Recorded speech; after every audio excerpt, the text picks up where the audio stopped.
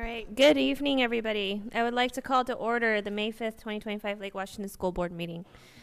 Let the record reflect that all board members are present and accounted for, as well as two of our student representatives, Shira and Ella, this evening.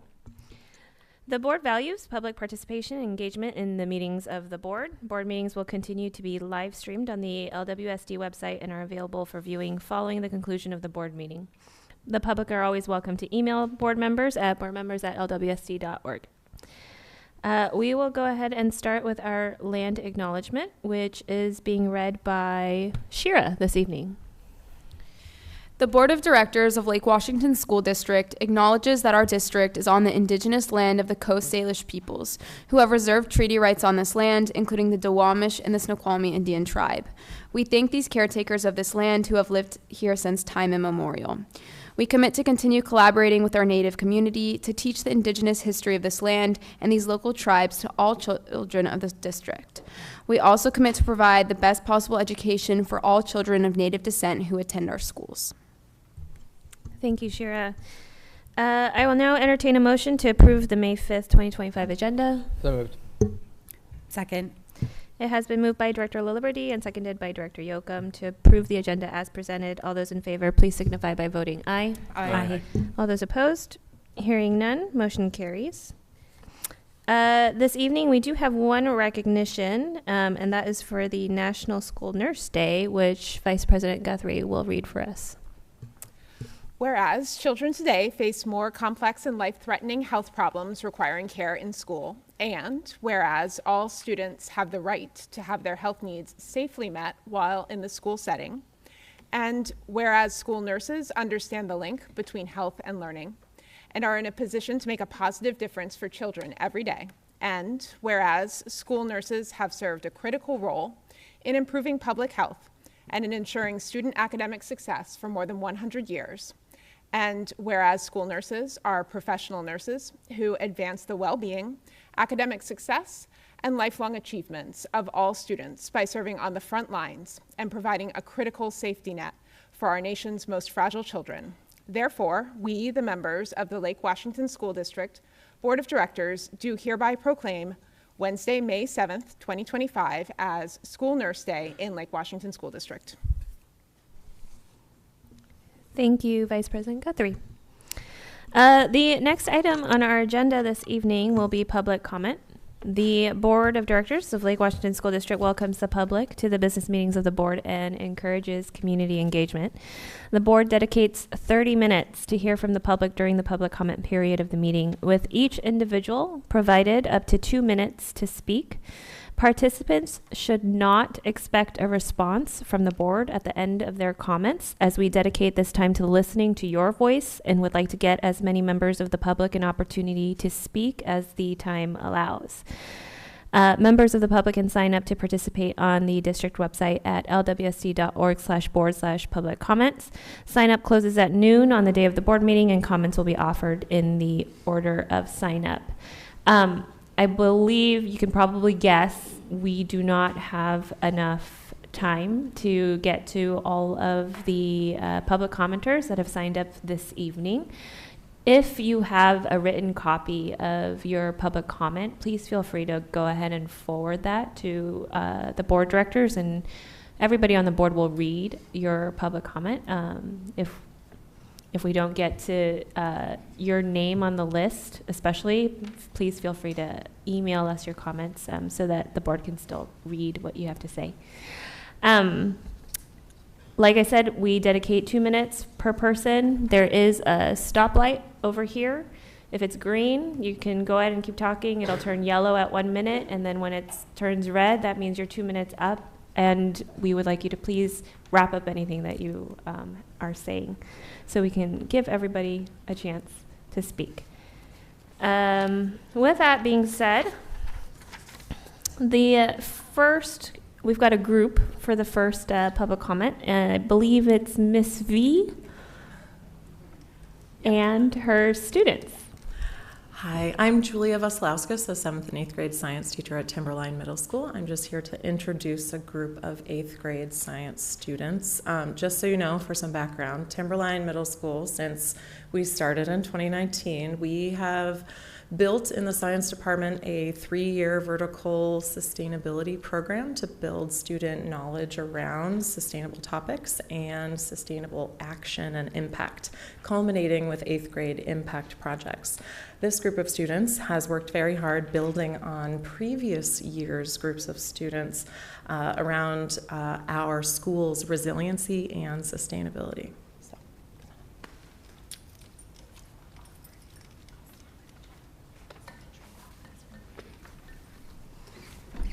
If you could please introduce yourself before you speak, that'd be great. Thanks. Hello, everybody. We are Arya, Swara, Adriana, and Shahar from Timberline Middle School. Over the past school year, we have noticed a problem, power outages, which have disrupted the learning environment of the students not just in our school, but in the whole Lake Washington School District. That's why we strive towards solar panels for our school. There have been over 5 days of school due to power outages happening in our school and homes. But there is one simple solution, solar panels, which also aims to make our school more sustainable. To install solar panels, we first have to understand how they work. Solar panels work by capturing solar energy, then the solar inverters convert the direct current into alternating current. After that, the electric panel distributes electricity, which the electric meter records the consumption and production of. Then the batteries store the excess energy. Not only will solar panels help us conserve energy, but they will also promote a worry-free learning environment. You may wonder how a place as cloudy as Washington will get enough sun to last during the winter months. Well, solar panels still work during cloudy days since they absorb diffuse sunlight, which doesn't provide as much energy as a sunny day, but the panels will still be absorbing stored energy. One way to give back to the community while still profiting from solar panels is with net metering. Net metering is when excess energy being made from the panels gets sent back into the electric grid, which is kept track of by local utility companies. For each extra unit of energy given back to the grid, credit is earned. By the time the winter months come around, you can use these credits to take care of electrical costs during that period of time. Net metering will help reduce the costs of electricity tremendously. The Timberline roof is 67,000 square feet and can accommodate 300 to 500 kilowatts of solar panels. If we use the 300 kilowatt system, a low-end installation cost would be around $2 per watt, which is around $600,000. A high-end estimate would be 2.5 per watt, which is $750,000. This would only cover about 23% of the roof. After this is covered, we would displace 1/3 of the school's electricity bills. This would equal lower energy bills, lowered carbon emissions, and a solid start to a good future. Once we implement this, we can install more once we get more funding. The payback would be 14 to 17 years. Even though net metering reduces the cost of electricity, it doesn't help with the cost of buying and installing solar panels. Installing solar panels is costly but worth it. They also have low maintenance costs because they need very minimal maintenance and have long-lasting warranties. Buying solar panels is an investment, as over time it helps the school save money and helps us be more sustainable in ways such as using renewable energy, reducing pollution, and eliminating carbon footprint. Installing solar panels at our school also directly supports the Lake Washington School District sustainability policy. First, it reduces environmental impact of district operations by decreasing reliance on fossil fuels and lowering greenhouse gas emissions. Second, it enhances our school's resiliency by providing a dependable energy source during power outages, which have already disrupted learning environments several times this year. Third, it prepares students for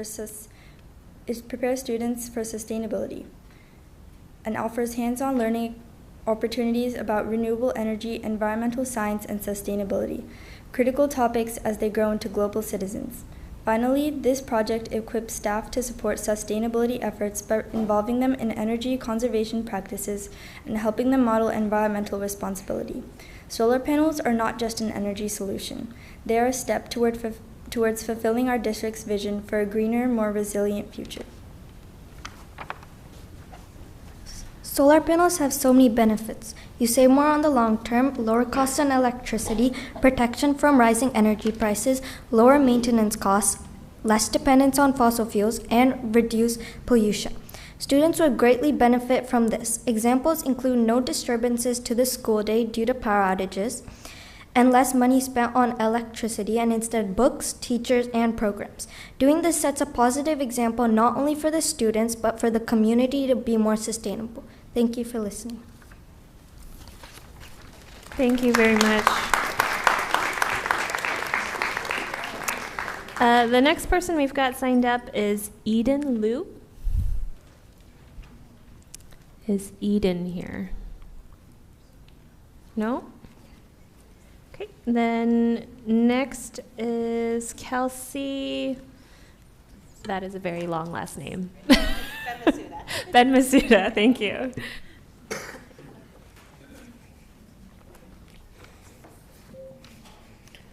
Okay. Hi. All right, good evening, Lake Washington School District board members. I stand before you today to speak about something incredibly important for the future of our children and our community. Continued support from LWSD for the Head Start preschool program. If we lose funding, we need your help. Head Start is more than just preschool. It's a lifeline for families like mine. It gives children from low-income backgrounds a fair start, structured learning, socializing with peers, and key skills that serve them for life. Children who attend Head Start are more likely to succeed when they start school. My family is proof.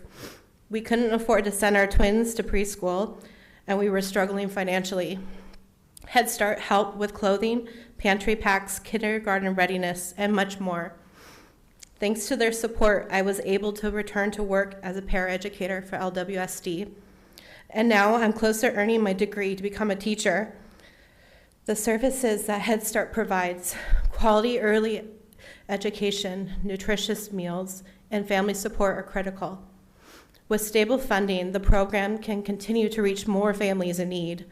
When we invest in early childhood education, we invest in our future. Head Start gave my children an equal opportunity when they started school. 2 of them had well-established IEPs in place, and my 4 kids began elementary school socially and emotionally ready because of the support we received. That is why it's critical that LWSD continue to support and fund Head Start if funding is lost. Together, we can make sure every child, no matter their background, has a chance to succeed. Thank you, Head Start team, for everything you've done for my family, and thank you, board members, for your time. Thank you.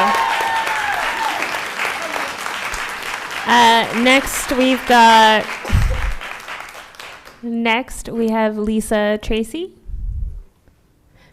So I appreciate that we've got a lot of people here speaking on similar topics, but if we can keep the applause to a minimum just so that we can keep getting people up here to speak, that'd be great. Go ahead, Hi, Lisa. My name's Lisa Tracy. I've been a parent in the Lake Washington School District since 1981. I have been a grandparent in the Lake Washington School District since, oh my goodness, I don't even remember when. But I have had the blessing of having 2 of my children go through the Head Start program. You have now entertained a successful electronical engineer, and you also have a Navy commander who is in charge of the nuclear program now starting up in Australia. So Head Start is near and dear to my heart. I now have a granddaughter who has successfully completed the program. Successful children need support, and if they don't have the financial backing that some might have on Education Hill, then they start school at a disadvantage. Head Start equalizes the playing field. I would ask, what can the school district do if this program loses funding? I guarantee you that the cost of taking all of those children who were serviced in the Head Start program into an elementary school far exceeds the cost of a Head Start program. I was asked as a grandparent helping my granddaughter at preschool if I could come and I would be willing to teach parent classes on conversational English. And I had a wonderful time doing it. And the mothers and the fathers who came were richly blessed, and they also blessed my life. And it teaches us all some compassion. When you look at supporting Head Start, I want you to look at the future of the children that are not on the top of the financial ladder, the children who need that extra boost to make a qualifying entry into kindergarten. Thank you so much. Thank you. Next, we have Carla Lobo.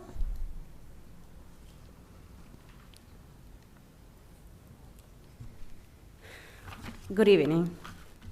My name is Carla, and I'm here to talk about the Head Start program. My daughter Anna is currently attending to Head Start program, and this program has been a lifesaver for me and my family. Thanks to the Head Start program, I was able to get a part-time job to go back to work. It has also helped my two young daughters, as well as my two older kids that they're 19 and 20 years old now. It helps to prepare every child academically and mentally by getting used to socialize with other children same age, to socialize with teachers, and overall to school environment. I have seen the big impact on my older kids as well as my youngest kids every day in life. I think this program is a great program, and I also think that works better when it's done as a team with families. That's all. Thank you. Thank you very much. Next, we have Diego Gonzalez.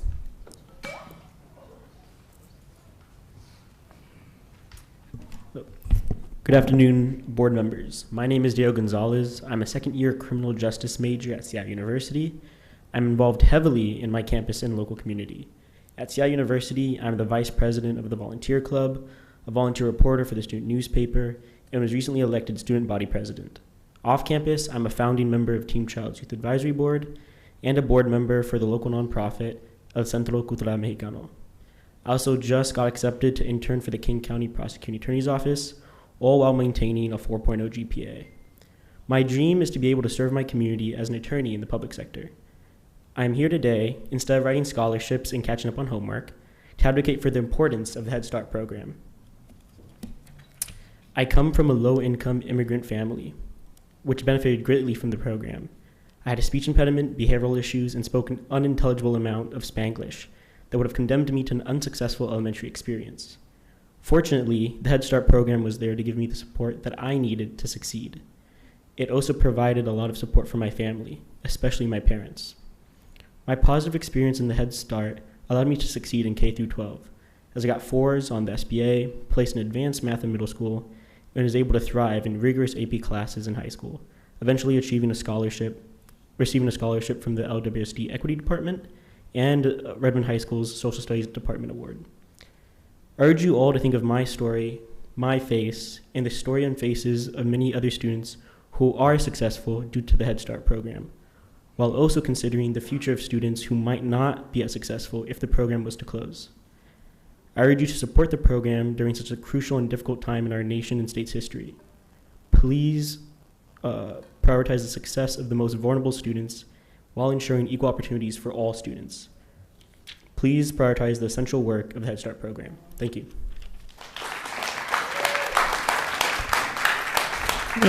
Thank you very much. Next, we have Justine Pichette.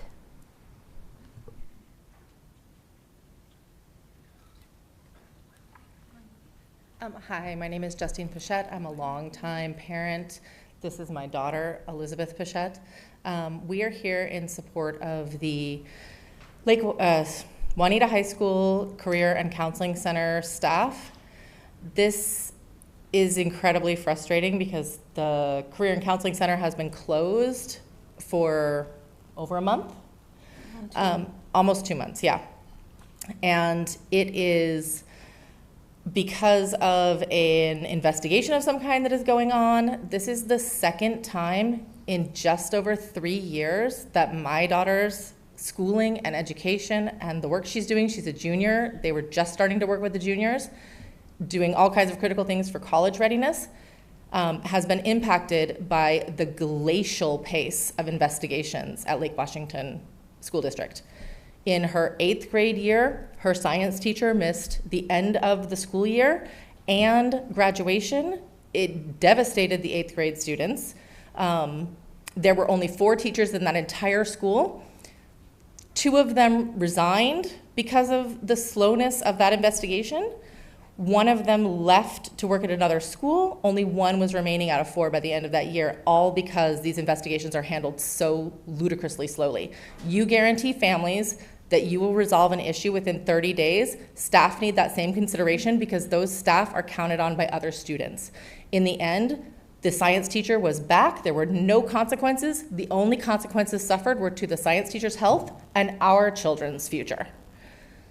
Right now, the same thing is happening with the CCC. 2 staff members out, no information to families, no information on when they'll be back, and no information on when whatever is being dealt with will be dealt with. If the answer is they can't come back, fine, but it needs to be an answer, and it shouldn't take all summer long to do it. A couple of months is plenty of time. I've run a large organization. It's plenty of time to investigate any issues that are coming up, unless police are involved, and they aren't. So we would ask that they be returned to their classes. Thank you. Thank you. Elizabeth, you're next.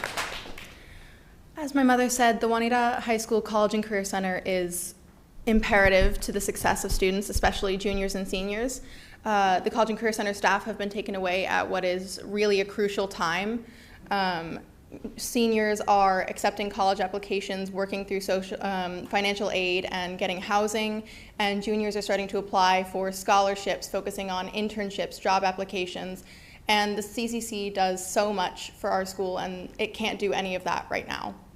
I believe there is a staff member that is occasionally using that room as an office, but previously it was used to house things that help students get ready for jobs, things that prepped kids for taking various exams that they needed to take to get into specialized schools, colleges, to apply for jobs, and right now none of us can do any of that.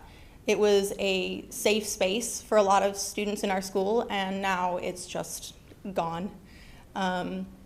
It, again, has been handled at such a slow pace, and having experienced it before with a science teacher that was, again, so imperative to my school, I am very concerned that the same thing is going to happen. It's going to take all summer long and a few months into the school year, and then the results will come back and say, it was nothing. We just put you through months of not having something that was necessary to your school because we didn't feel like making it go any faster. That's all. Thank you.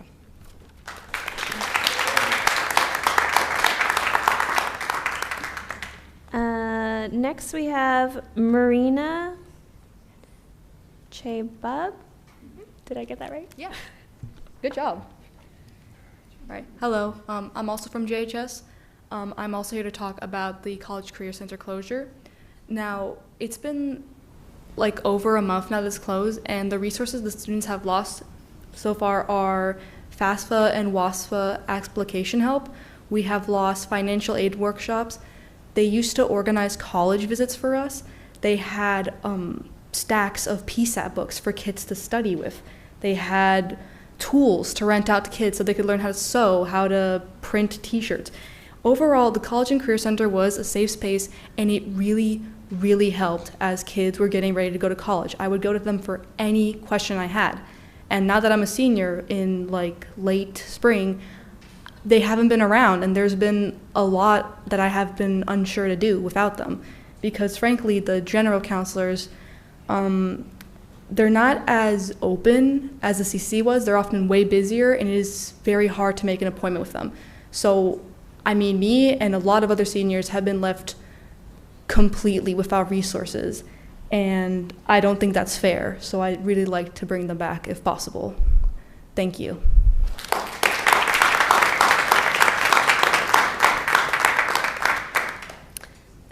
Next, we have Andre Amiras.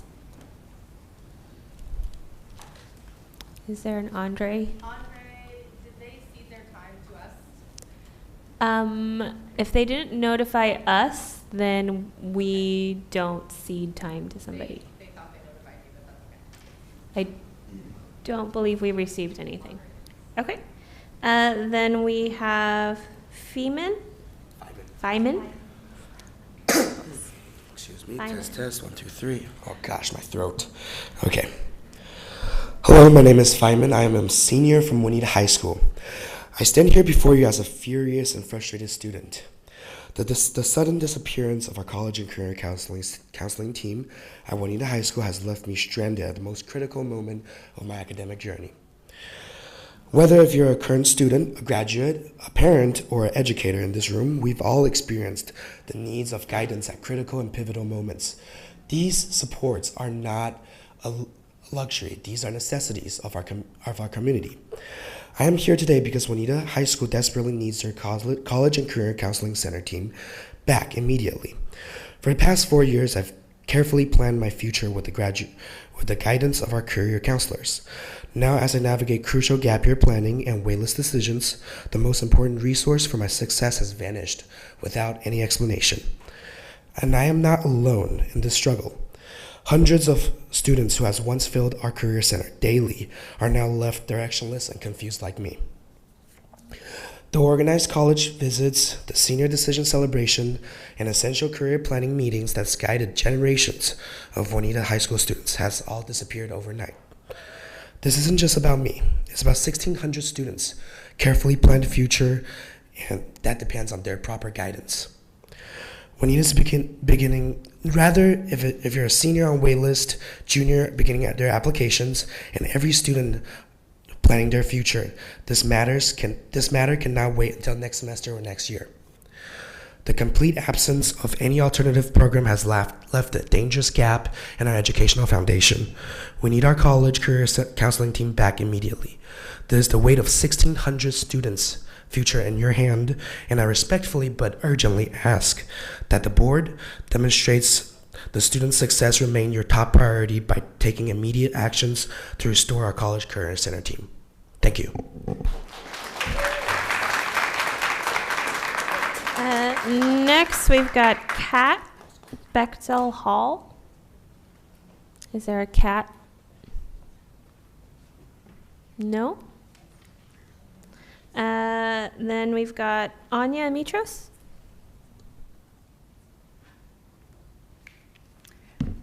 Hi again. So a key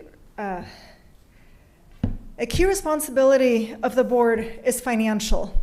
You should be making fiscally responsible decisions so that these people don't all have to be coming to you. For example, avoiding costly litigation by complying with the law. I sent you an email in December about 4 ways that Lake Washington School District fails to comply with WAC 392-170, and none of you responded. Which is why I started coming to these meetings, because here you have to listen to me, you can't ignore me. I sent a similar email to the HICAP email address because that's what the law is about, it's access to the highly capable programs, and was given a faith-based reply. Myra Arnon believes that Lake Washington School District is compliant, though she included nothing concrete to counter any of my concerns. A lawsuit might get you to comply with the law, but I really hope there's another path, so I'm going to write some letters. If the superintendent or the board has anything to add, I'd love to hear from you. Maybe within the week, I'd like to send my emails, maybe my letters next week. To recap the 4 violations, the law states that districts shall have a clearly defined and written assessment process for highly capable programs, and the one we have is highly opaque and confusing to a lot of parents. The law says that highly capable selection decisions must be based on consideration of criteria benchmarked on local norms but local norms may not be used as a more restrictive criteria than normal norms. And Lake Washington School District rejects assessments done by licensed psychologists. How can licensed psychologists be considered not a national norm? I don't know. And I don't think a court would see it that way either. The law also states that highly capable students are present not only in the general populace, but are present within all protected classes. And if you really thought that, you would take the assessment of a licensed psychologist for a twice exceptional child who is really smart and has reasons why they might not do well on standardized tests. And do you want to hear the fourth one? Could you send it in an email? I did, and you all ignored me. Actually, I'll try the fourth one. If you can go ahead and wrap up now. All right. Thank you. The fourth one, last one, says that multiple pathways for qualification must be available and no single criterion may disqualify a student from identification. And I have heard a lot of stories about kids rejected from the program. Please feel free to forward us your comments. We're going to go ahead and move on to the even next though your person. written information Thank you said very much. 95% is the threshold. Thank you. Next, we have Ben. Is there a Ben Smith?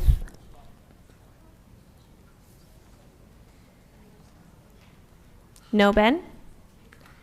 Okay. And then we've got Rosa Ralda.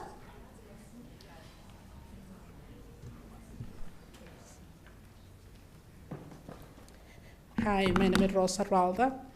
I'm a former, I work as a paraeducator at the school district, Einstein specifically.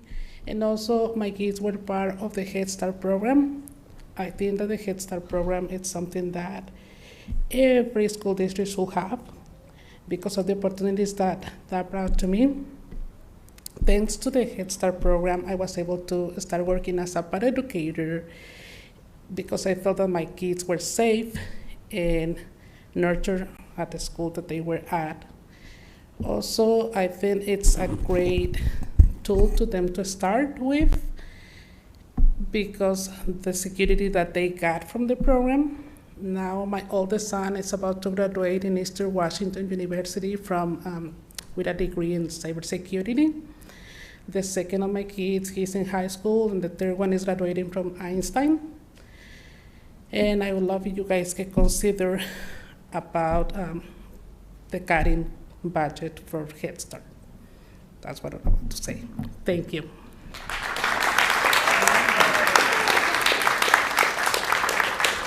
Thank you, Rosa. And we have time for one last public comment tonight. It will be Ashley Larson.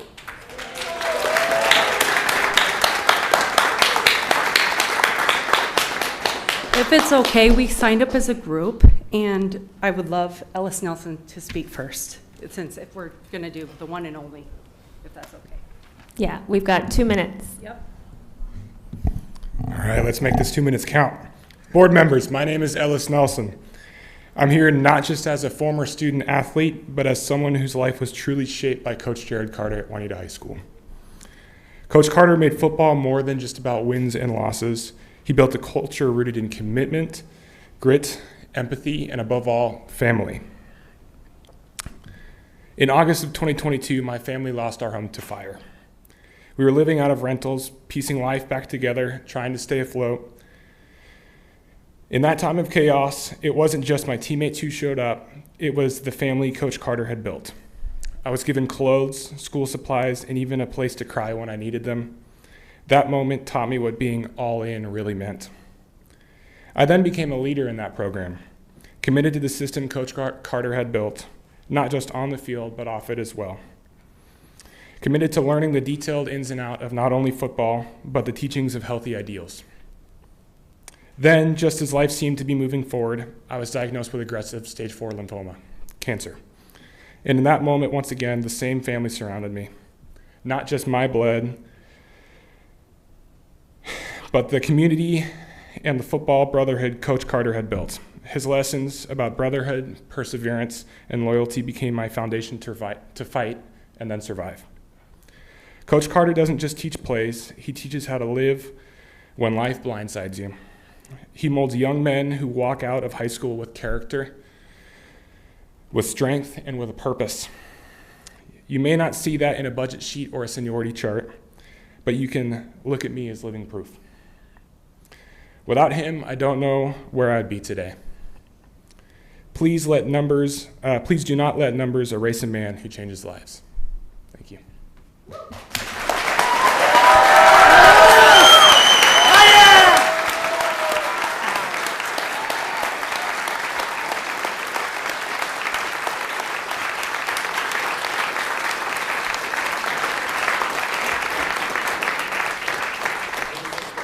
That concludes public comment for this evening. If you were signed up and did not get a chance to provide your public comment, please feel free to email anything else that you would like to say to the board, and we'll make sure that it all gets read.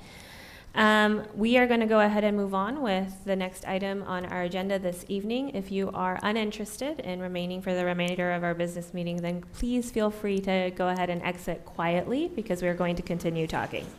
Thank you so much for coming and participating.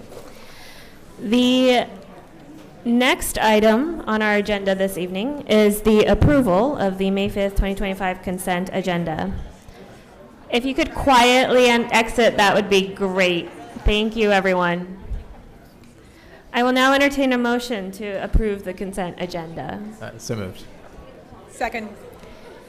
It has been moved by Director LaLiberty and seconded by Director Guthrie. Superintendent Holman, will you please poll the board? I will. Director Yoakum? Yes. Director Stewart? Yes. Director LaLiberty? Yes. Vice President Guthrie? Yes. And President Choi?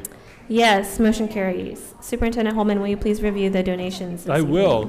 Tonight, the board has a remarkable over $114,000 in donations that you're approving tonight, from PTSAs to the Juanita High School Booster Club.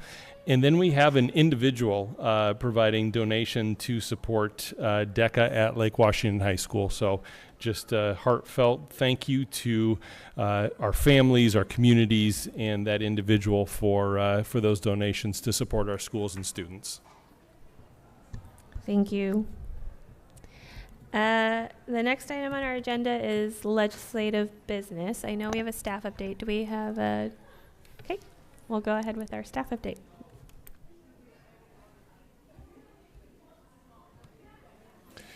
Yeah, I will. I'll sine die is how you say the last day of session. I didn't say that last time we were together, because I wanted to make sure I was saying it correctly. But it came and went, and we're not in special session. And so right now there's a lot of items on the governor's desk, and we're anxiously awaiting to see what is signed into law and if there's any items that are vetoed. And so tonight, Associate Superintendent Posthumus will have a legislative wrap-up, knowing that the ink is not dry on many of these things. And we also know that the governor inserted his voice in this session differently than we've seen in a long time.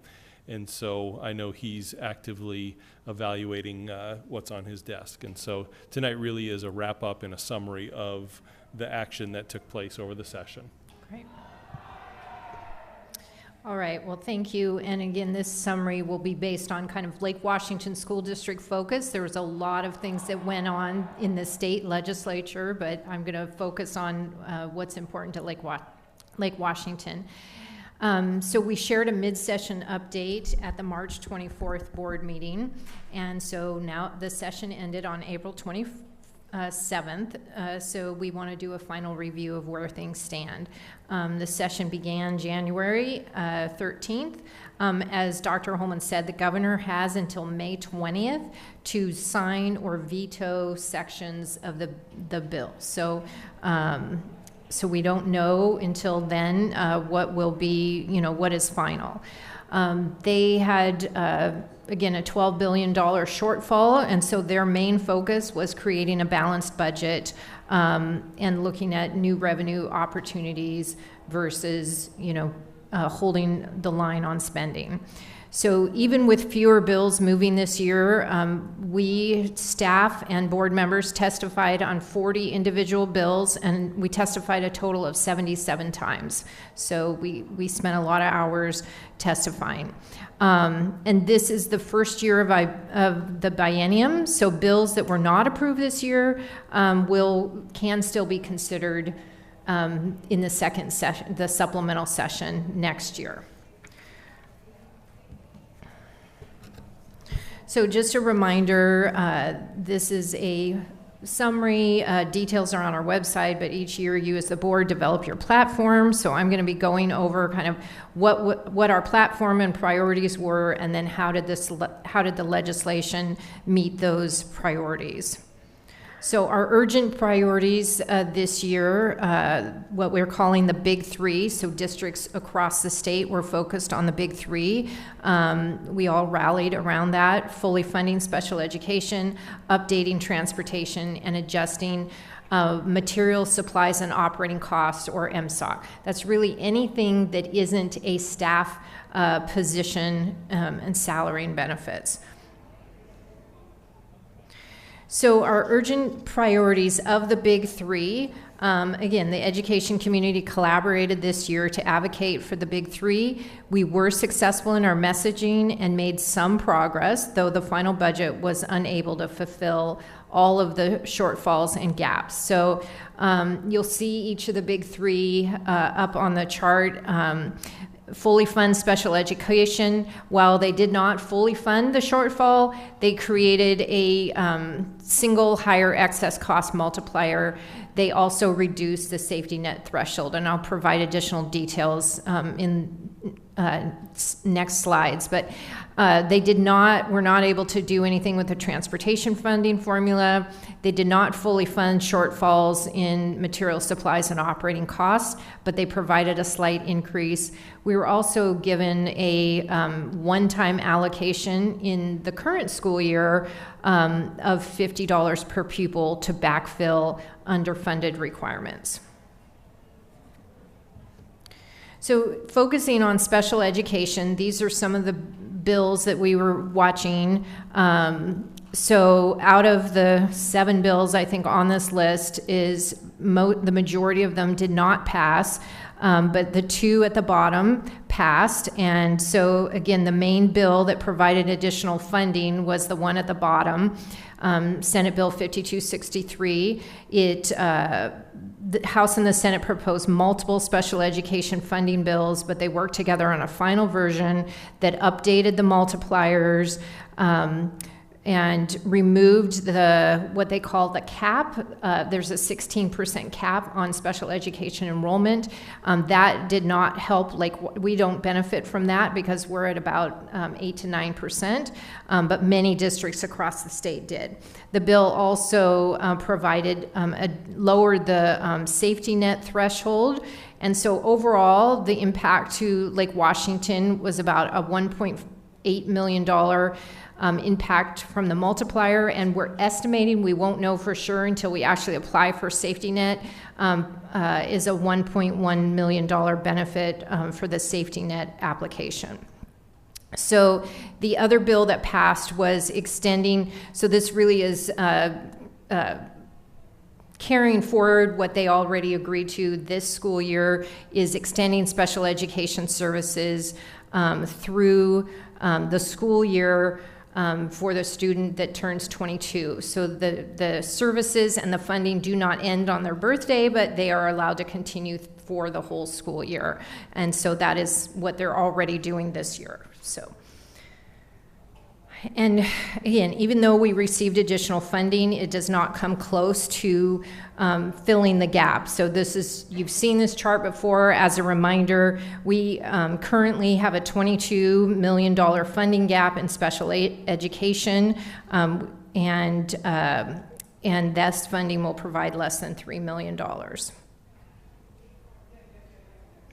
So as on the MSOC and transportation bills, there were 3 bills that we were watching, providing additional funding. The legislature did take action to reduce the funding gap. They provided an additional $81 per pupil in the 25-26 school year. More than half of that, though, was already required for inflation. So again, the total impact, you can see 1.5 for inflation and 1.1 million to reduce underfunded requirements. And as a reminder, our property and liability insurance costs have been increasing substantially over the last 5 to 7 years. We're expecting another increase of $1 million for next year. Utilities and fuel are also increasing. So unfortunately, the legislature failed again to take any action on the transportation funding formula. So the other area that we were working on is what we're calling a statute correction, is to correct the non-voted debt rules to be consistent with other capital funding rules. The front funding bill, that's an issue we've worked on the last 2 legislative sessions, and Senator Dingra and Rep. Callan agreed to sponsor again. Unfortunately, it did not make it out of the Senate. It did pass the House, but it did not make it out of the Senate Ways and Means. So we're going to keep trying, and there's always next session.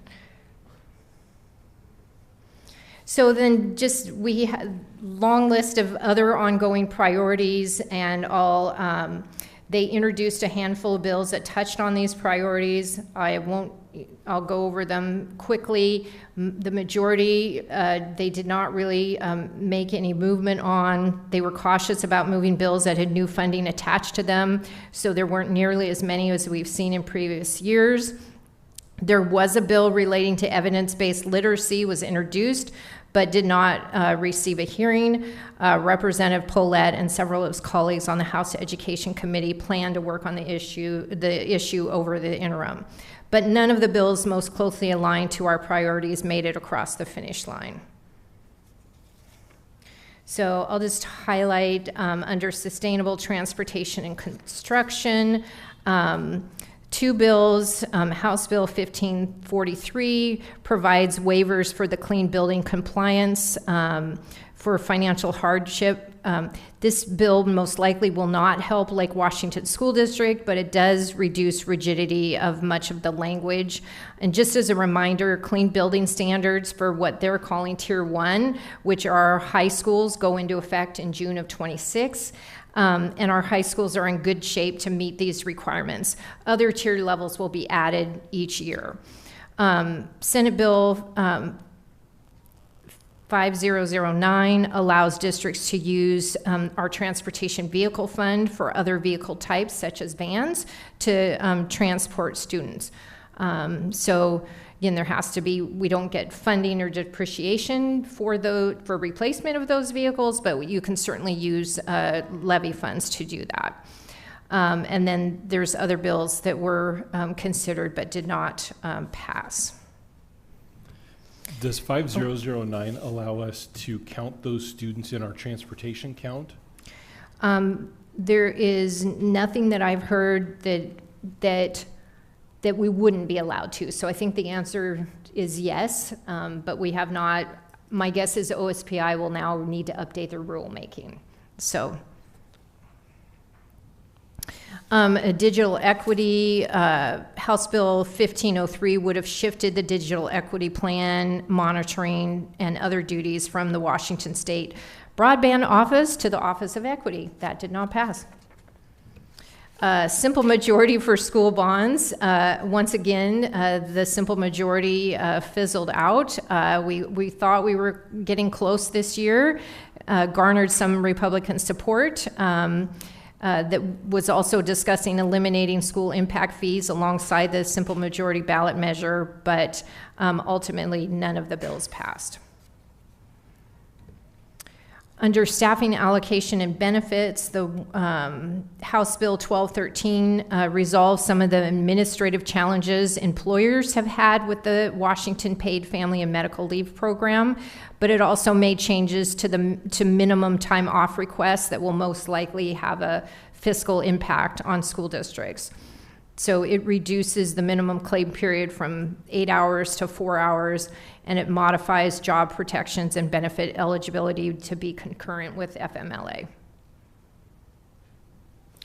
And then just a reminder that every legislative session, the legislature provides a COLA adjustment to state-funded staff.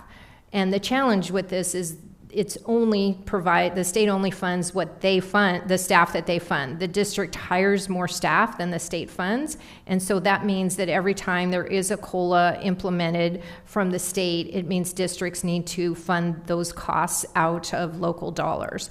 So the biennial budget has an IPD or COLA of 2.5%. That's a local impact of $3.4 million. So we'll have additional revenue, but we'll have much higher expenditures related to that COLA. And then in 26-27, the current estimate is 2.6%, or a $3.8 million local impact. Barbara, can you remind me, in our prior estimates for IPD, they were lower than 2.5%? They were 1.9 actually for 25-26, and I believe they were 2.1 for 26-27. So this is higher than our original estimates in our 4-year plan. Right, and those estimates come from OSPI. They do. That tell us what to build into our budgets. Correct. Okay, and so that's another area in the budget that we're going to have to increase the local costs. Correct. Thank you. So last, the legislature made changes to the education programs and operations levy lid. So they provided their purpose in doing this was to provide more resources to districts. So the levy lid will receive what they're calling an inflation enhancement of $500. We currently collect about it's $3,100 per pupil with the levy. They're adding $500 to that beginning in calendar year 2026, and they're adding 3.3 percentage points to the inflation factor that's also part of the formula beginning in 2027. So while Lake Washington School District will not immediately benefit, our voters could authorize us to collect additional levy funds in the future. Unfortunately, this measure passed without a comparable increase to basic education funding, nor did it provide increases to LEA, which is for those districts that qualify. Lake Washington doesn't qualify for LEA, but many districts across the state do, and they did not provide an equal comparable increase to that. Nor part of this original proposal was to increase property tax. Our cities and counties are limited by 1%, and that was part of the proposal, and so that did not change either for our cities or counties. And so while there was some relief for school districts, the underlying issue regarding underfunding of basic education still exists. The gaps and shortfalls are significant and will continue to grow. I want to thank the board for all their work this legislative session on testifying, talking to legislators, meetings, and because our work is never done, we've begun scheduling post-session meetings with our legislators. So look for those in your calendar. Can you go back one slide real quick? Yes. And I just want to remind the board in I believe it was 2018. Correct. The McCleary solution was put into place, and that solution was to fix really the disequity of school funding across Washington State. Mm-hmm. We have school districts as small as 25 students, and we have districts, Seattle Public Schools, nearly 50,000 students. And so the legislature worked to attempt to provide equity across school districts, and we know that that's a significant challenge. Unfortunately, these changes walk away from that promise of working towards equity. the fact that there wasn't a requisite increase in basic ed funding really tells a story. The fact that there wasn't an ample increase in local effort assistance, that is, or excuse me, levy equalization. That is truly the mechanism for our small districts that don't have the tax base to be able to collect the enrichment dollars. And so there are many districts today that before the session they were already struggling to maintain their fiscal standing, and this just puts them further behind. And so unfortunately, Lake Washington seems to be on the right side. We've been fiscally responsible. We've worked diligently related to our budget. We'll have conversation around the increase in levy authorization over the coming months, and to now attempt to catch up to this again,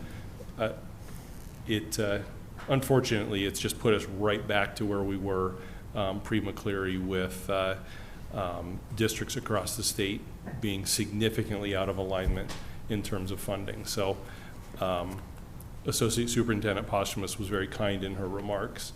So I thought I would provide some additional commentary as well. Does anyone have any questions? Director Stewart. The McCleary solution was in a result of a lawsuit, and that called the legislature to have to take a certain action. With them backtracking on this, what does that have to do? What does that impact the judge's decision and their responsibilities of the legislature to that decision? No idea. I think those are questions we're going to have to ask. I believe the Supreme Court has concluded their monitoring of the legislature. I believe they deemed the legislature in compliance with the fully funding of basic education, which that also feels like a stretch, but I don't think they're monitoring any longer. And so I imagine there will be some that are talking about taking up McCleary 2.0 or some other effort. Any other questions? Director Guthrie. Thanks for the update. It was hard to follow in the last few weeks of the session because ideas would disappear out of a bill and then pop up in another bill. I know that there was some talk around moving 25% of the basic education allocation for students on IEPs into special education, into the special education program.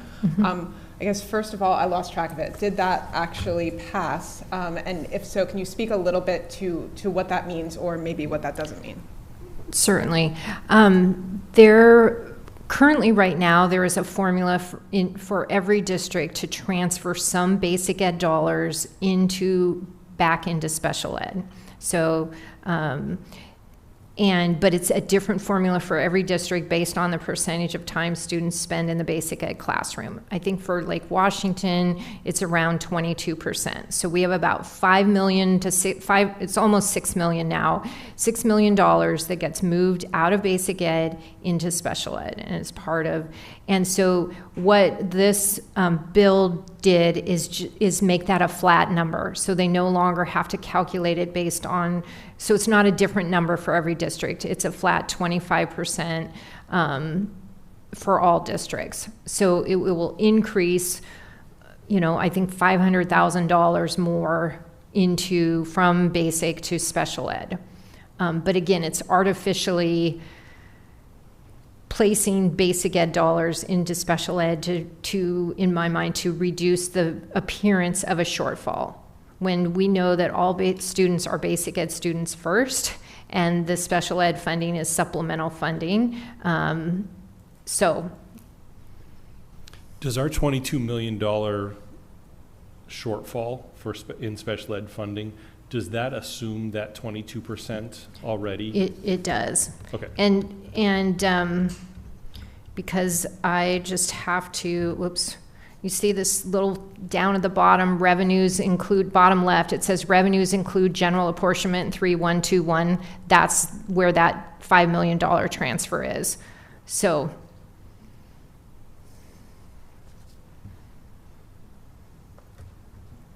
any other questions? Director Stewart. With that addition to special education funding, does that drop us below the 22 million or not? say again. The increase in special education funding that we talked about, the 1.8, and I think. So most likely what we're going to see, because we also will have, so we'll have increased revenues due to the COLA pass-through, but we'll also have increased expenditures due to the unfunded COLA pass-through. And so, and then there'll be some slight revenue increase. So most likely you're not going to see a major change in that 22 million. But back in the special education bill that you're talking about and the funding that increased there, are you saying still that doesn't have an impact on this? It will have an impact in our increased revenues, but what I'm trying, we will also have increased expenditures due to the IPD and pass through, and so we haven't done the specific analysis yet if it will be a net, if it will reduce that 22 million. Yeah. Anyone else? Thank you very much for the final update for this legislative session, probably. The next item, the first item on our non-consent agenda this evening is updated policy language for OE5 financial planning. Dr. Holman. So the board asked me to bring a policy and indicator update for the board's consideration. At our last meeting, the board reviewed, had a first reading of OE5. And just as a reminder, this is the financial planning policy of the board. And I'll scroll down, and the change in policy is changing 511, and this is a portion of the policy that the superintendent may not develop a budget that provides for an anticipated year-end fund balance of less than 7% of projected revenue, changing the policy from 5 to 7. And then you can see at the bottom the indicators of compliance, also adding that annually the fund balance is shared with the board, demonstrating the required categories, including reserved and unreserved fund balance, just so that there's additional clarity and transparency related to our fund balance. And so this is the board's second reading, and it's for the board to take action this evening. Thank you. Are there any questions or clarifications needed for this updated policy language? Seeing none, I will now entertain a motion to adopt the proposed changes to OE5 financial planning policy interpretation and indicators as presented. I move approval. Second. It has been moved by Director Liberty and seconded by Director Guthrie. Is there any further discussion? Yes, Director Guthrie. Yeah, I think this makes a lot of sense. We're fortunate to be in a position in this district where we can even adopt this policy and not be instantly out of compliance. Given just the uncertainty that we've seen just over the last few months with a lot of different factors that impact or potentially or have an impact on our district's finances, I think that giving ourselves a little bit more cushion in our sort of our savings account or our rainy day fund is just a really prudent idea. And doing it at this point in time when we have those extra funds and making sure that we stay there, I'm very supportive of this. Anyone else? All right. Oh. All those in favor, can you please signify by voting aye? Aye. Aye. All those opposed? Hearing none, motion carries. The second item on our non-consent agenda this evening is the reduced staffing resolution. Dr. Holman.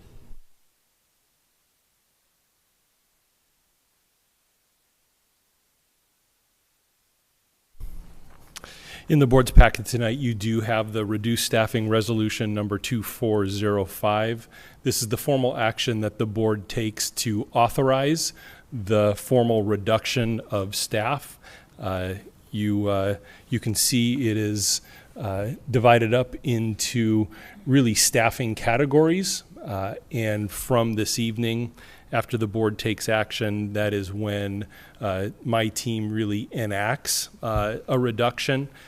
Doing so with care and attention, and knowing that we have the opportunity anytime we reduce a staff member to call them back. It's part of our contract, part of the process, and so thought I would just share some information as a reminder to us related to this process. As I think about, the responsibility you have put in me, it really is to balance the board's policies. You have policies that really contradict one another. When you say plan financially to avoid long-term fiscal jeopardy and to achieve really a personnel environment such that there's an environment of safety, a positive culture, and we know anytime you have reductions in force, that really does challenge that culture. And so these are things that I'm mindful of. And then as I think about OE14, the board talks a lot about students, but you also talk a lot about staff. The environment that staff have, the type of staff that we want here in Lake Washington, qualified and diverse workforce, and again, developing and maintaining a culturally responsive system to analyze and allocate fiscal and human resources.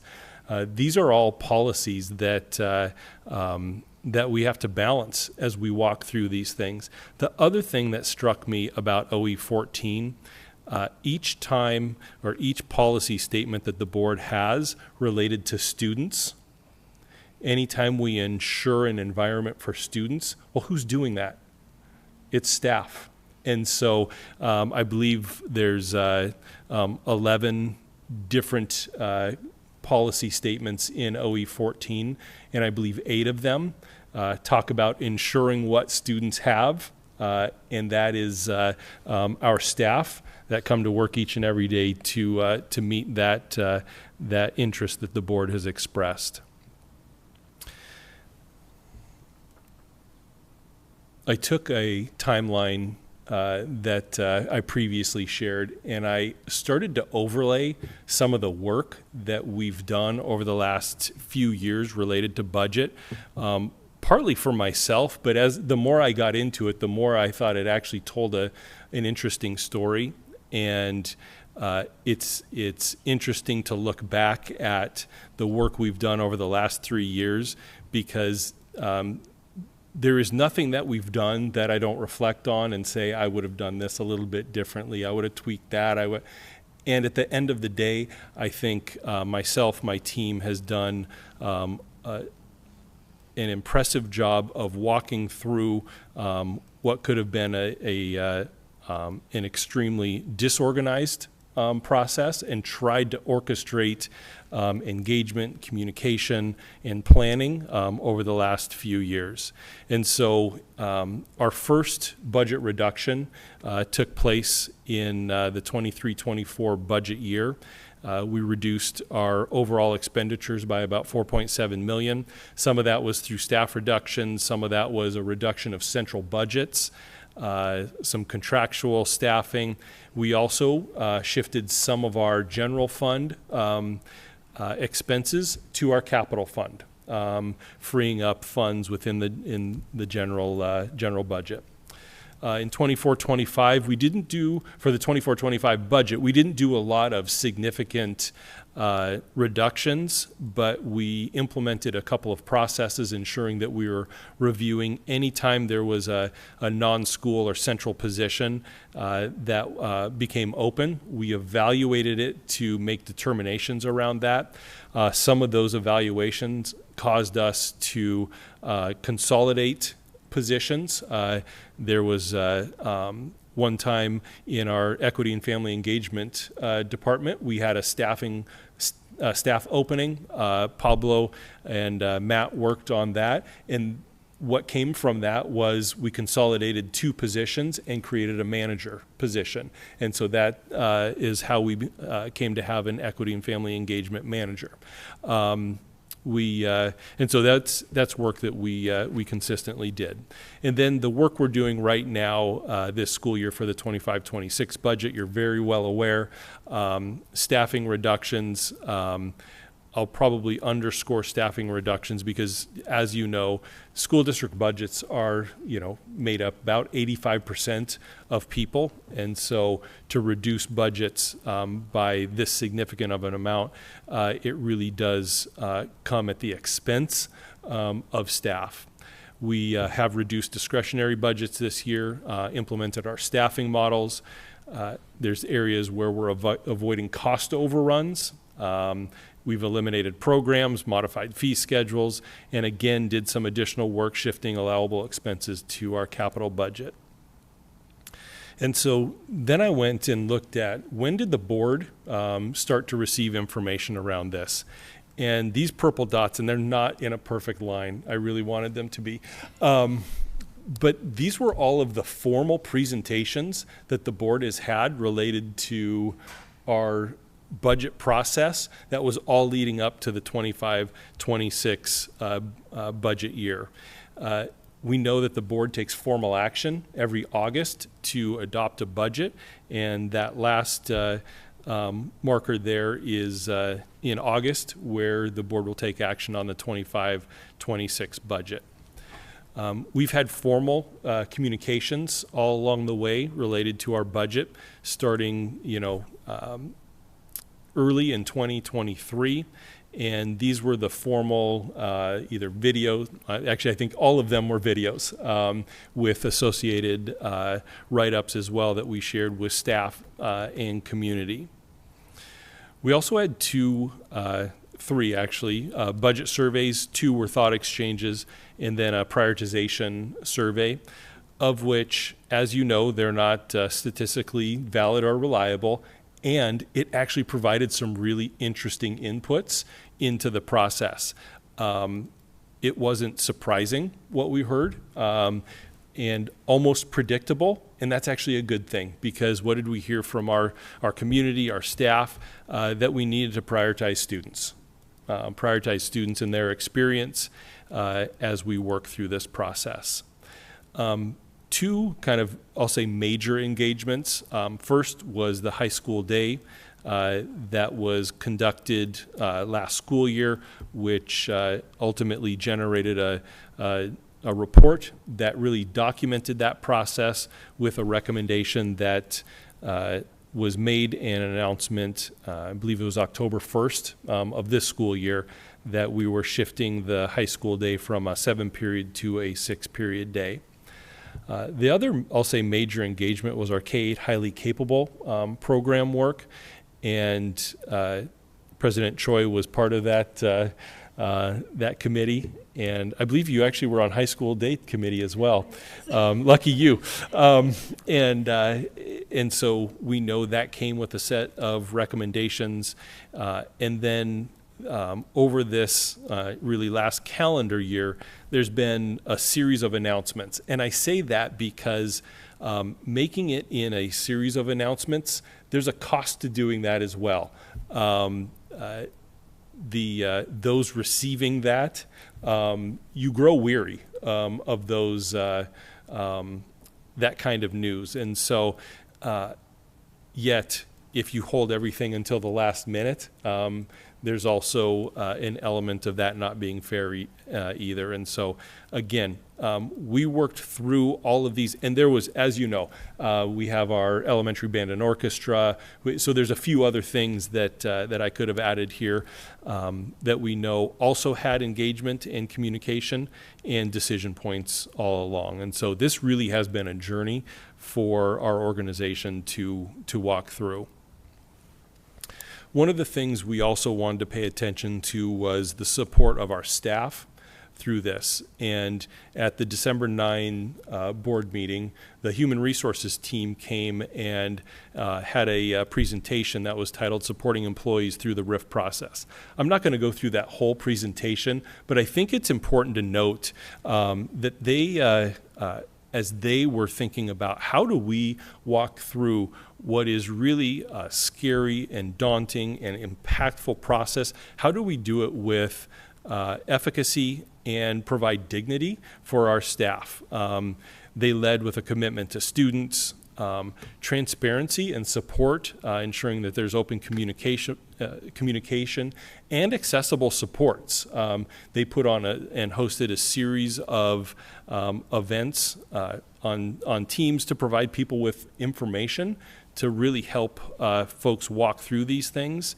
There was participation in those, but we know as we've gone through this process, those were recorded.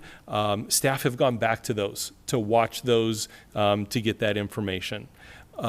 Our human resources team really worked to align their work with our strategic direction. They were mindful of the employee well-being as they walked through this, and they know that sorry about that,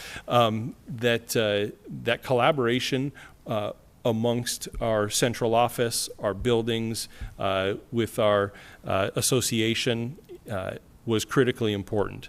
And then I can tell you Michael Clark in Human Resources, who is tasked with keeping all of these plates spinning, he has had to adapt his practices and processes to make sure that they're aligned with the contract, that they're doable processes, and so he's continuously working on ensuring that that's meeting the needs of our staff. And so really appreciate the work that our human resources team has done during this time. And so I shared this slide with the board couple meetings ago, that the future we are walking into isn't going to look like Lake Washington School District of old. And that is for a number of reasons. One, times are just so tremendously different. And so conducting business the same as we always have done is not an appropriate response to the needs of our students today. And so while I'm committed to fiscal responsibility and ensuring that we have a budget plan moving forward that allows us to conduct our business, we also know that part of this process has been about rethinking and reinvesting back into the system to ensure that we stand up a school district that really aims and works to continually prioritize our students, their experiences, even during these significant changes. And so the staffing reduction resolution provides authority to reduce 114.6 FTE across administrative, professional technical, certificated, and classified job categories. For our administrative, professional, technical, and classified staff categories, those are the actual reductions of FTE. For our certificated staffing, it really is an overestimate of the actual need. And so we don't anticipate needing to use that full authority.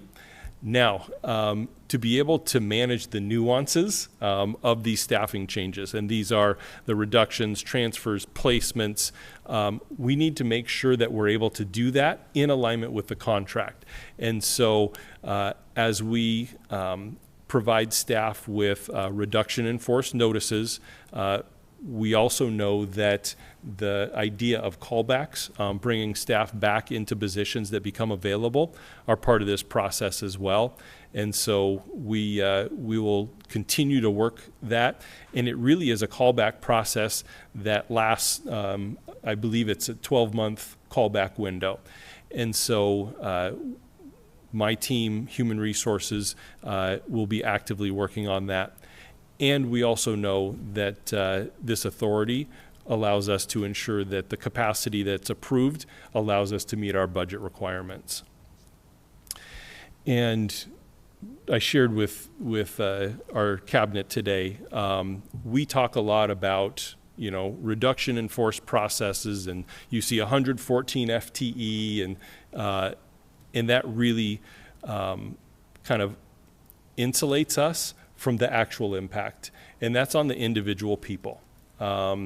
There will be people in the organization that are notified, you know, starting this week and into next week, that they're losing their job, and that is a scary proposition for anyone. If any of you have gone through that with you know, individually or as a family, you know what that means. There's fear, wondering how are the bills going to get paid? Am I ever going to get hired again? Like, all of those wonders truly are present, and so we want to walk through this with dignity and support the people we have in this organization, because we do a great job of bringing really excellent people into the organization. We work to identify people that have values that are aligned with us to really meet the exceptional goals that we have for kids. And so I don't want to lose sight on the fact that, yes, this is a RIF notice that has you know, references FTE, and at the end of the day, individuals and their lives and livelihoods are impacted by this.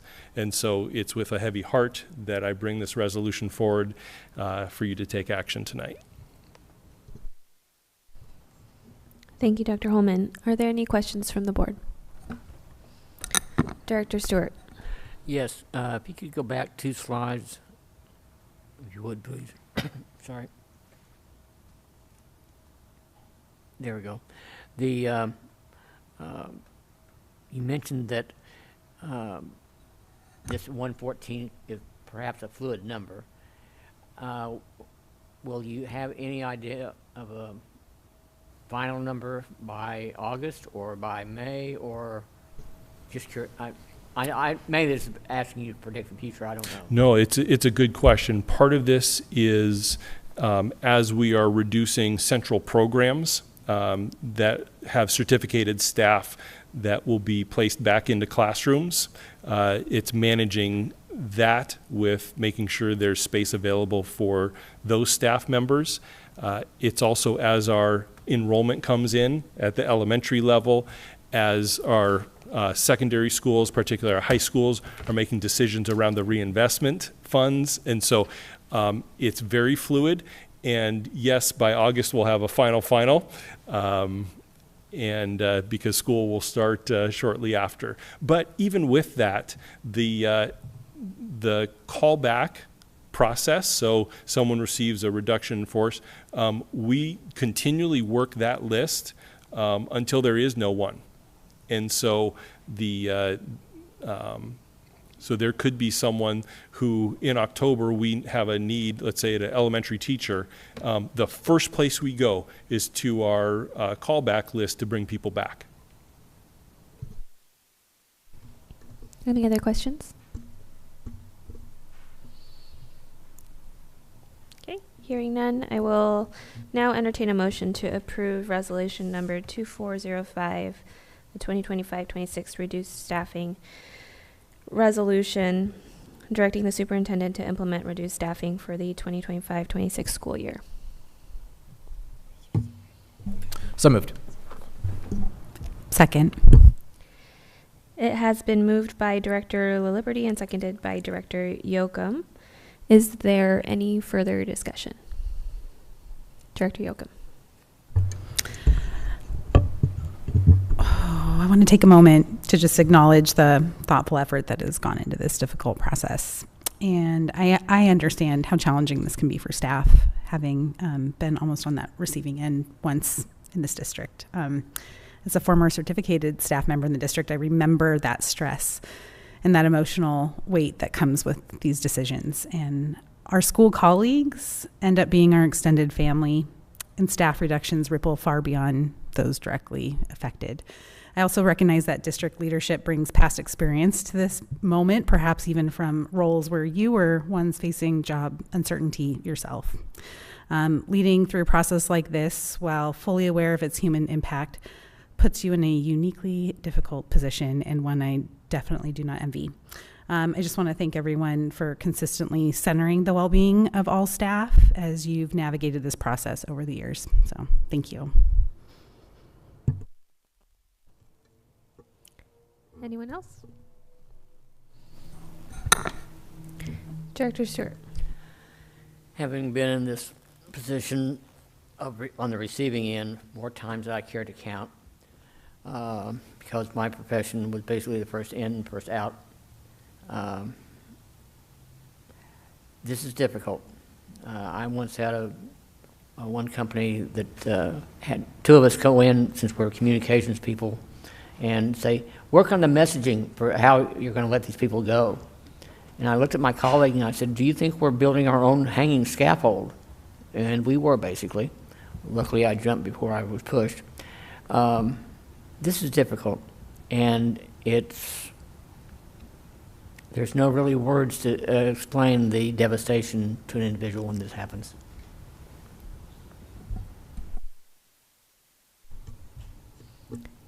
Anyone else? Director Guthrie. Yeah, I think we've all known that this day was going to come and have been dreading it pretty much since I joined the board, because one of my first votes was on that 23-24 budget, and knowing that there was going to be more coming, and having all that time to prepare doesn't make it any easier to look at these numbers and to know that they're not just numbers, that they're human beings.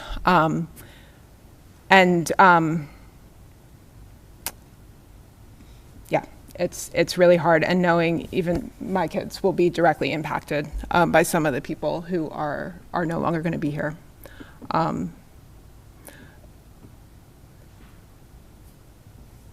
Knowing that fiscal commitment is really important, and knowing that we're putting the district in a good place for a long time to come. But yeah, I just wanted to take a moment and sit in the difficulties of actually making that happen.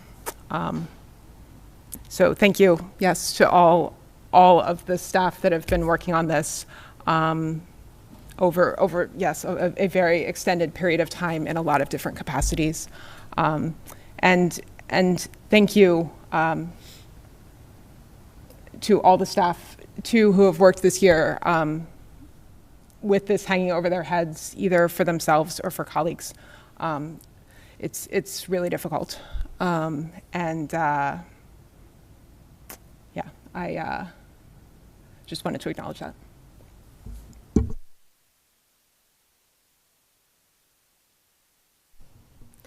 Okay, I will go ahead and take a vote. All those in favor of the resolution, please signify by voting aye. Aye. All those opposed? Hearing none, motion carries. The next item on our agenda this evening is the superintendent's report. Dr. Holman.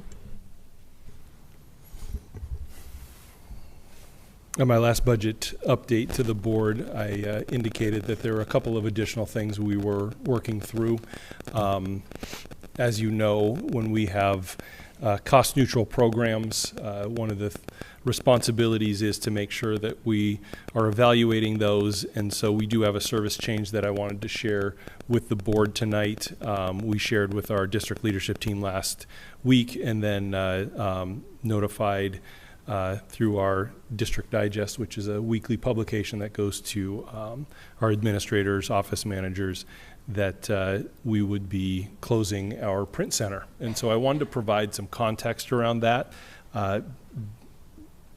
because like everything, we have had dedicated people in our print center who had worked there for a long period of time, and so this was an evaluation that has taken over a year.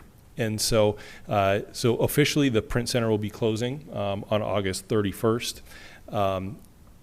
The print center actually reports up through Shannon in our communications team, and so she started this program review it was during the 23-24 school year, a little over a year ago. And so Shannon pulled data around usage of our print center, equipment needs and replacement cycle, and the overall budget. And it was interesting when she pulled the usage data, because we had some schools that they used the print center a ton, and then we had schools who never used the print center. And so that was just really interesting data. The equipment in the print center right now really is getting to its end of life, and so it was kind of another element that played into the decision. We would have had to have invested significant dollars to keep that equipment running and to replace it in a very short period of time. And then, like I said, it's budgeted as a cost-neutral program, and it was not operating in that manner. Part of Shannon's evaluation was to go meet with those that could and did benefit from the print center. So kind of the 5 principals from schools that were high users to understand, what were they getting printed, what would be the impact on staff and teachers, and all of those things. And then low users, like, how do you get your print needs met? And what processes do you use in your schools? And so ultimately the decision was made to close. And so Shannon is actively working to wind down operations of the print center, but to ensure that it's also a smooth transition, because the print needs don't go away. And so there's a few different things. And so we have notified folks that the last day to submit a print job will be July 31. So I hope July 31 isn't the largest submittal of job requests that we've ever seen, but we'll see. And then from late July through August 31, they'll fulfill those remaining orders. Shannon is developing a transition guide that will be shared with the district soon. And Shannon continues to serve as the main point of contact. Shannon is evaluating external contracts or external vendors. There are those in the community that could be an option for large print jobs and things like that. One of the things we know that is top of mind for particularly our elementary schools, when we adopted our math curriculum, we had purchased 2 years of workbooks, and this was the last year of that. And so we notified our schools that we're not moving forward with purchasing more workbooks. And so the idea of printing would be an important element. And so just want to make sure that if schools need an outside entity to support the printing of materials such as that math curriculum workbooks, that there's a defined process so that they're not spinning their wheels trying to figure this out, doing it differently. And if we can get either a school district and or large purchase pricing, that would be ideal. And so just want to thank the folks that worked in the print center for so many years, and for everything they've done. Appreciate Shannon and the work she's done around this evaluation, because she's had to work with her team and notified her staff, I believe it was 2 weeks ago, that we would be moving in this direction. So again, another change that we're having to orchestrate. Thank you, Dr. Holman. I think Mark had a question. Yes, Director Stewart. How many jobs does this, how many people are going to be affected by this? Yeah, so there's currently 2 people in the Print Center. Okay. There's been a open position that we've left open during this evaluation, and so they're part of a bargaining unit, and so they'll be placed into other positions that they're qualified for within that bargaining unit. Okay. Thank you. The next item on our agenda is school visits and community affairs. Does anybody have an update for us this evening? Dr. Guthrie. Yes, last Tuesday, April 29th, Director Yoakum and I visited Rosa Parks Elementary. We had, I think, the warmest welcome of any school that we've been to, with 3 amazing 5th graders who, the moment I walked in the door, were introducing themselves. They are Puma Pals, which are 5th graders who do different things around the school to make that a welcoming environment for all students and apparently all school board members.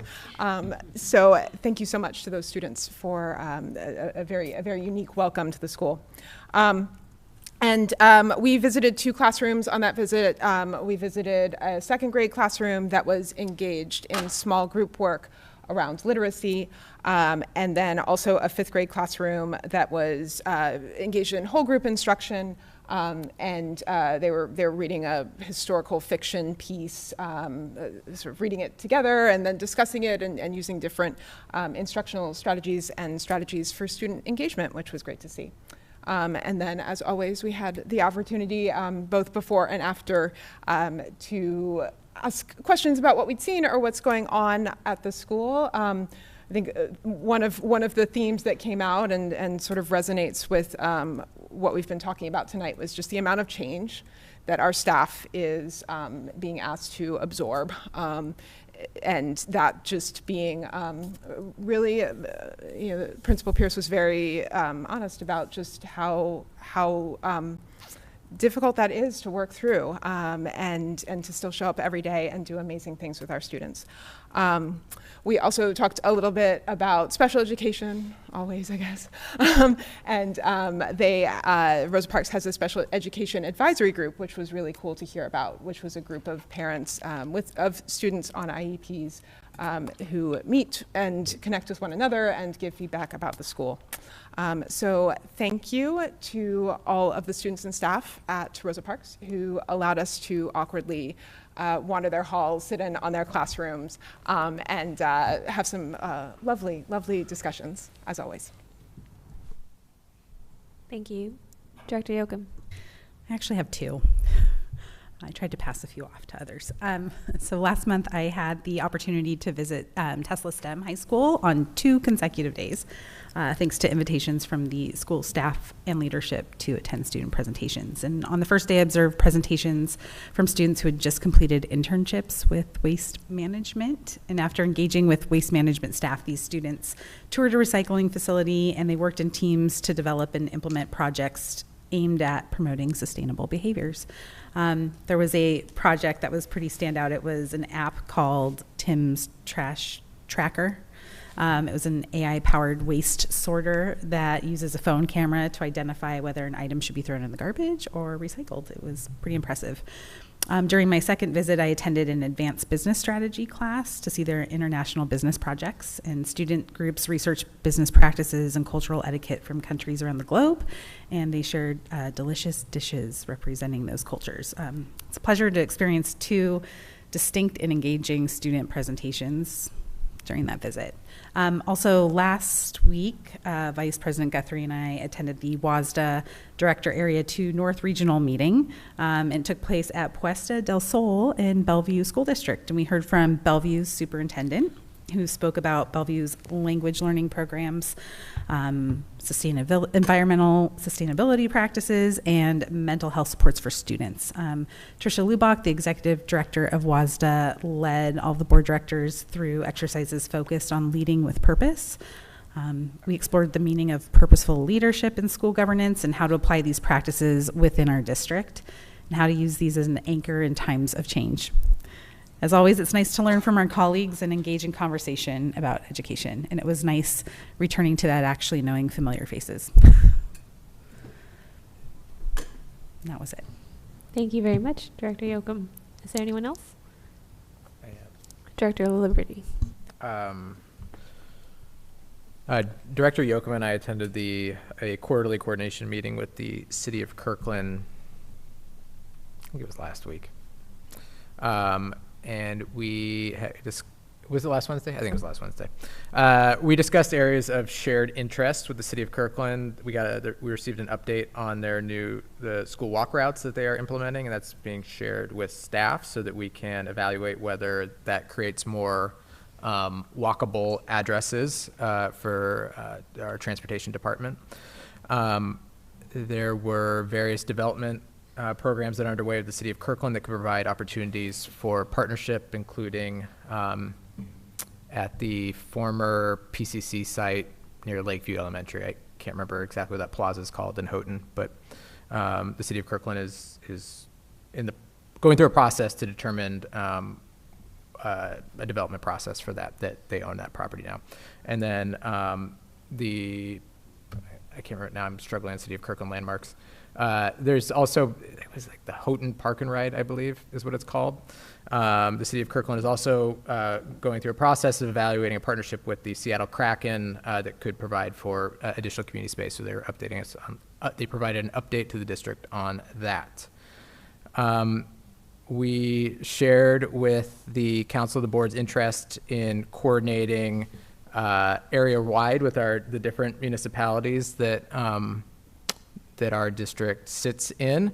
There was strong interest on the council in being a part of that overall coordination effort. There was also an interest in maintaining from the council members of maintaining a form or some process to continue to coordinate on city-specific areas of partnership with the district. So I believe Dr. Holman and City Manager Triplett are doing some work on that right now. We'll see what options are available.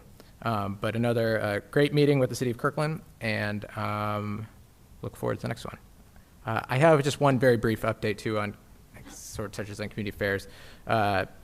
Director Choi, Dr. Holman, and Associate Superintendent Posthumus and I attended. I guess it was a hearing, right? It was a regional committee hearing on the transfer of territory petition initiated by members of, and I am blanking on the name of the neighborhood, in Fallbrook, the Fallbrook neighborhood in Woodinville. It was, there was testimony provided by the both school districts and by the petitioners. There was no shortage of testimony provided to the folks that are on that. And we have been invited back on tomorrow, Wednesday. That's right, on May 7th, during which there may be additional questions and a decision announced. I commend and also appreciate Dr. Holman's effort to communicate to the commission the values of our board. And I thought that came through very, very clearly and strongly, and of our community as well. So I really appreciated the approach there. So a decision, I guess, coming in 48 hours or so. Thank you very much. Next, we have committee updates. Does anybody have any updates from any committees at the committee meetings they attended? Director Yoakum. I have two. Do you have one? We can go back and forth. Okay, I have two, so I will start with one and we'll go back. The Facilities Committee met at Barton Elementary last month to provide input on the 2026 Capital Projects Levy. This is not a committee I normally sit on, but was filling in for President Choi.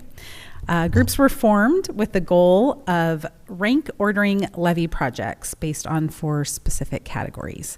The categories being building systems and improvements, code compliance, health and safety, site improvements, athletics, playfield updates, and school and program improvements. So within each category, there were cards that provided details about each potential project. And I just have to say, you can tell when former teachers are leading these meetings because they're like color coded and they're like, all the materials are provided. So anyway, these these kind of color-coded details of each potential project varied from continuing projects, new proposed projects, or reserves. And then groups were tasked with prioritizing the projects within each category and developing a framework to explain the reasoning behind their rankings. So for instance, one group organized their rankings for building systems and improvements under themes like keeping schools dry, or keeping schools warm, or keeping students safe and healthy. That was under the building systems and improvement category. Attending this meeting really gave me a deeper appreciation for the thoughtful behind the scenes work involved in shaping a levy like this. Our community support is really vital in helping us maintain and enhance school infrastructure and programs for all students. So I hope that this work can be highlighted as we move forward in future discussions. I can wait for my next one, so there can be a pause between my talking. Did you have one, Director Guthrie? Yeah, so on April 30th, the Community Connectors group met. And as always, it was a great conversation. There had been a question previously about the reinvestment of funds that used to go towards our school resource officer, or we call them community resource officer, CRO program, into mental health. So Scott Emery, who leads that group, gave an update on that and some more specifics about how that went into the contracts with Evergreen Health. And yes, to ensure that all of our middle and high schools have full-time mental health supports in their buildings. We also talked a little bit about the MOU, the Memorandum of Understanding, which is an agreement between the school district and the 3 police forces that we partner with to provide CROs. So that's essentially an agreement that outlines sort of expectations and what the school district's going to provide, what the police departments are going to provide. And this group had reviewed that language last year, and that had led to some changes in the language and in the actual agreement. So with that, it's something that has to be redone every year. And so that group will be looking at that language again at the next meeting. Scott Emery also talked about the Employee Safety Symposium, which I think the board heard about recently. It was that was focused on staff, there were 2 staff representatives from each school talking about some of their priorities around safety and security on campus, procedures, sort of knowledge, what they knew. And that led into what would we like to do to get similar input from the broader community. So the group agreed to start with some small group interactions to collect some answers to some key questions that we're going to work through as a group, and potentially to follow up with a survey. So there's a process in place to put together that plan and then to start executing that over the coming months. And it will be great to hear more broadly from the community around that topic of safety on campus, which is a complicated question that means lots of different things to different people, certainly going beyond just sort of where this group started, which was police presence on campus and really taking a more holistic look at school safety. Thank you. Director Yoakum? Okay. Last week I attended the quarterly meeting of the Small But Mighty Inclusion Committee. We spent time learning more about the Unified Sports and the broader Unified Schools initiative. We discussed Unified Soccer, which is currently underway right now, and this program is intended to be inclusive. We did hear from a parent that their child with disabilities who is participating in this program views this as something created specifically for them.